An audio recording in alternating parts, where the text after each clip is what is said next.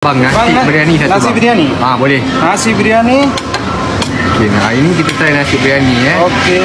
Lagi bos, kuah campur. Kuah campur. Kuah campur. Bagi kuah campur satu. Asyik nasi kandar. Tapi ni kita ambil lauk macam biasa lah. Nasi biryani, lepas tu lauk. Kuah bang, manis boleh manis.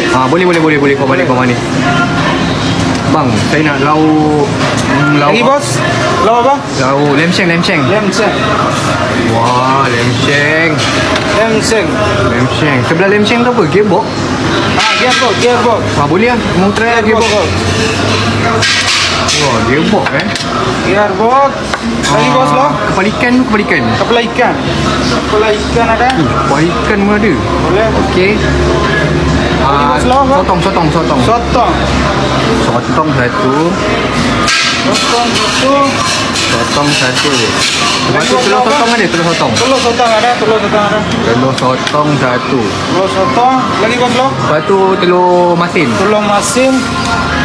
Okey bos, telur ikan. Saya nampak satu telur ikan tu. Telur ikan lagi satu. Telur ikan satu. Okey bos. Lagi? Kambing ada kambing. Kambing ada.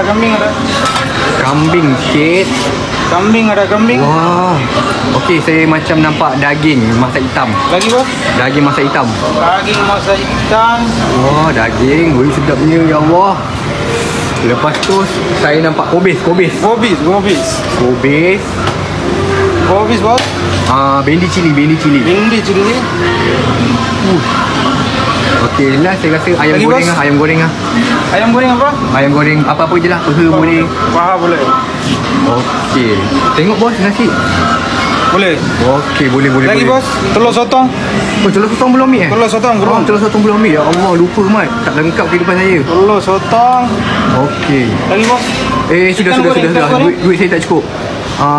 Okey, ni lah. Ikan goreng lah. Last lah. Duit saya tak cukup lah. Ada RM30 ni. Ikan goreng. Okey, tengok nasi. Lagi bos, telur masala. Okey, tak. Last jadi. Okey, telur masala. Okey, tengok nasi. Lagi boleh bawang goreng. Wah, bila nak habis ni, banyaknya dia letak ni.